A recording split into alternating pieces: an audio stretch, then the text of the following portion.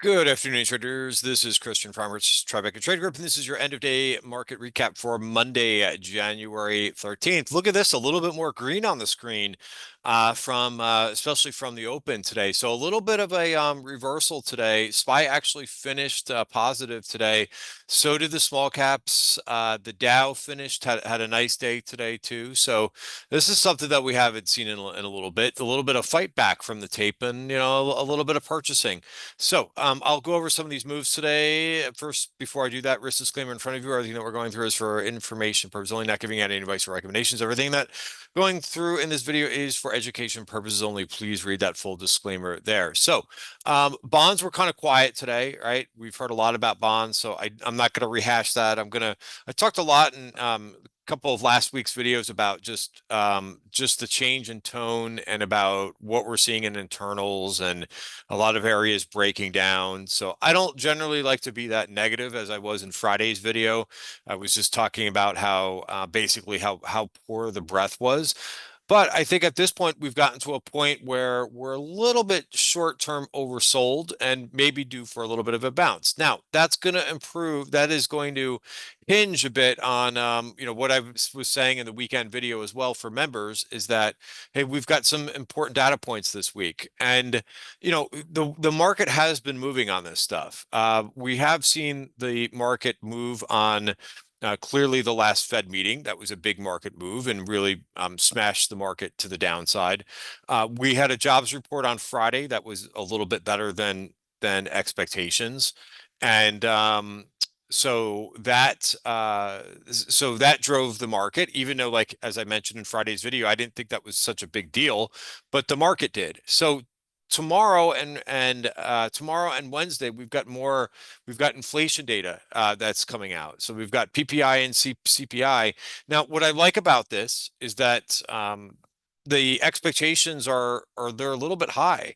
So they're looking at now. I don't measure PPI, like I don't look at all the components. I don't get that far in the weeds in terms of things, but there's a 0.4 with what the PPI is looking for. So I think that's obviously like, it's better than expectations being 0.2, right? Because again, it's all about expectations. Like I said, with Friday's jobs report, I didn't think the jobs report was like that, jump up and down great, but they set the expectations so low for that jobs report that kind of caused a little bit of a snafu in the market. And, it's also one of these things too, where there's a lot of moving parts, right? There's a lot of rotation that's going on under the hood too, where, folks are just taking profits in a lot of the areas that really did well in 2000 and probably 2023 as well, but 2024, tech had a great year last year. There was a lot of themes that were at play. You could go through probably 5 different themes that acted really well for a couple months, right? And that even includes the quantum stocks, which by the way, like had a huge, about month and a half. And that's a situation too where I've talked a lot in these videos too about volatility and how volatile that group got and how much it was moving. So, these are things that you've got to, in my opinion, ring the register on when you see stocks make a move from $2 to $20, right? These are really good themes. So, I think that's also why you're seeing some rotation out of some things and into some other things. But bottom line, if this number comes in a little bit lighter than expectations, then I think that we can get a good market move. If it comes in line with expectations or even higher, then you know that we've got bigger problems on our hands. And I'm going to go to the charts in just a second, but it's the same thing with Wednesday with the CPI report. Like, and that could fake us out too. You could get one lower and one higher. I think that we're, even though we saw a nice rally today, especially in the afternoon, we're still at a kind of dangerous footing. Now, there's a couple of things to examine here, right? At this point, everybody sees this head and shoulders type pattern, left shoulder, head, right shoulder, and a move down here. And the question is, did we fill the election gap? I mean, it's definitely possible. I mean, it's close. Like, I'm not really like a gap specialist because there's so many other indices that filled the gap a long time ago and they didn't bounce at all. Like, take, for example, your equally weighted S&P. Here is the election gap. right? Did it matter that we filled this? No, it didn't.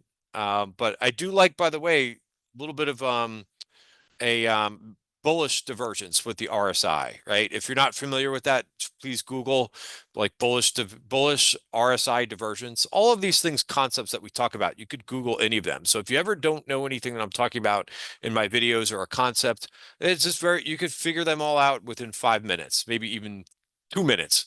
But Google bullish RSI divergence. What that basically means is when price makes a new low and the RSI does not from the last low, usually that means that there's some underlying strength that's going on here. But the point that I was trying to make here originally is that this didn't matter at all, that once we filled this election gap, right? And again, this is just a product of how poor the participation has been in the market, but maybe we're gonna turn the corner here. So that's a move back inside the value area for the RSP, for the equally weighted S&P. But that's basically what today was about. Now, we've got a couple other things going on. And, it's funny. I was listening to let's call it financial media today, talk about energy stocks, about how it's all about tax loss selling and so forth. I completely disagree with that. Well, I shouldn't say I completely disagree with it, but that's, I think, part of it. Part of the moves that we're seeing is some tax loss selling that's going on, but that doesn't make any sense at all in terms of what's happening with crude, right? There's no tax loss selling in crude, and a rotation back into crude. I mean, this goes by, things like the weather and things like supplies and so on and so forth. So this has been one of your biggest areas, biggest rallies of the year, in terms of like, come on, just overall market move. Oil has done very well. And again, I think that has to do with, a combination of things, but, nat gas as well with the weather, right? It is cold. It's cold all over the country. And let's see if I could just bring up futures. I think that's here. Now, this did not close on the highs, but it still finished. Oh, it looks like it actually finished in the red today. But it's been a nice move, bottom line, for all of these things, and that's gotten things like energy stocks to get going, right? And they had another nice day today. This is your market leader. Now, notice that XLE, like, would I be adding a lot of risk here? No, I wouldn't in energy stocks, because they've already made a nice move, and you could see how this has played out over the last, like, few times that we've had rallies in energy stocks. They usually kind of they stall. So I would be aware of that. I would think about most energy stocks as trades and not huge investments. Now, I am long a couple things. I am long TRGP. I was noticing the strength in refiners today. They didn't close exactly on the highs, but this is a beaten up group. So I didn't get this trade to work. I did add some PSX. I used to trade this name all the time, but have avoided it once it broke down. So now it's like a counter trend trade. I won't be in this for long, especially if it doesn't work tomorrow. But I figured giving something like this the benefit of the doubt. Also, I really liked what happened in some of the agriculture names today. Take a look at Deere. This is a name, by the way. Remember how strong this earnings move was. Stock went all the way up to 460, right? On an earnings moves. Like, this is usually like how I like to trade. We normally see, after we see a move up like this, we normally see a little bit of consolidation, a bull flag put in, and then we kind of resume higher for a good portion of the time. Not every time, but notice this went all the way down to the support, and you can see this more clearly on the weekly chart, right? Here's your major support, right? And 407, right? So top of value. And there's your nice bounce. I mean, it's one hell of a bounce today, up 5%. But I still really like this chart. I had talked about it in here. Like I said, I just didn't think that we were going to move down like this, but I think it's a product of the environment. All industrials and material stocks have done very poorly. So this is nice. I mean, that's a real nice channel break. It's one of my favorite things to watch today. But look at the whole agriculture space. Now, this did take out an upside VPOC, and that's why I didn't get involved in it today. But that's a huge. So again, like, it's nice to see that some of the beaten up areas of the market are catching a move rather than just everything go down. NTR is another one. Now, again, this is tough because they have overhead supply, and this is why I didn't trade many of these things today. But even something like a Granger looks pretty good, right? It held support, right? Came down and similar to DE that didn't have a move like that. Another one too is Allison Transmissions, right? These are all off of like our earnings list, right? Allison Transmissions had a real good earnings quarter. Again, it just was out of favor because tech was so in.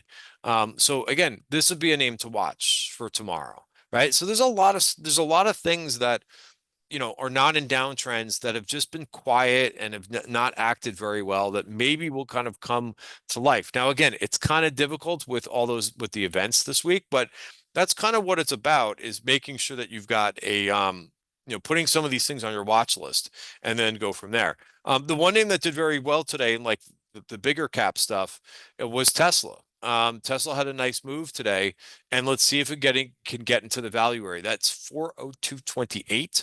So we got a nice bounce there, but this still has work to do, and we'll see how this goes. And this Tesla was on my watch list for the week, so let's see if we can kind of pick up and turn the corner here. So nice green candle. This could have been a nice, day trade for you because I believe this started in the red today. So that's a nice reversal back to the upside. But there's your level to watch is 402.28. Let me just bring up another. Here's another slower mover that I like here. This is Energy. This is ETR. This is a nice move above this value. Again, no position in this one. I did see some calls go up in HWM, which was also on our watch list for this weekend.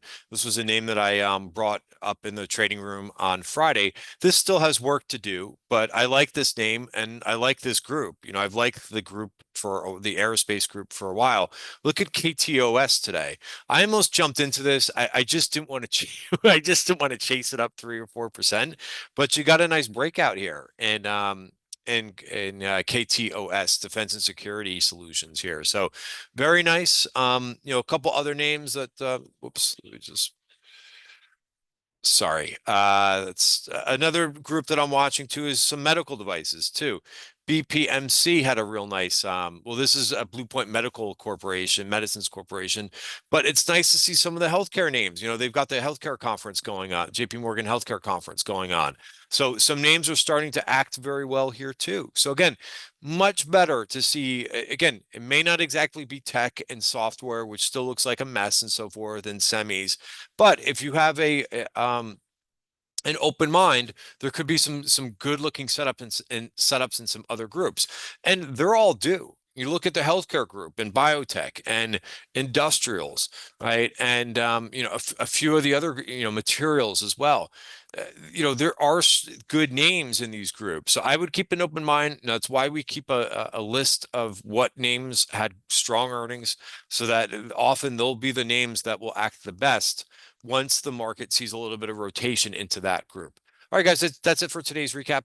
Again, have a great night, and we'll see what PPI and CPI do for the market tomorrow. Well, just PPI, but anyway, have a great night. See you tomorrow.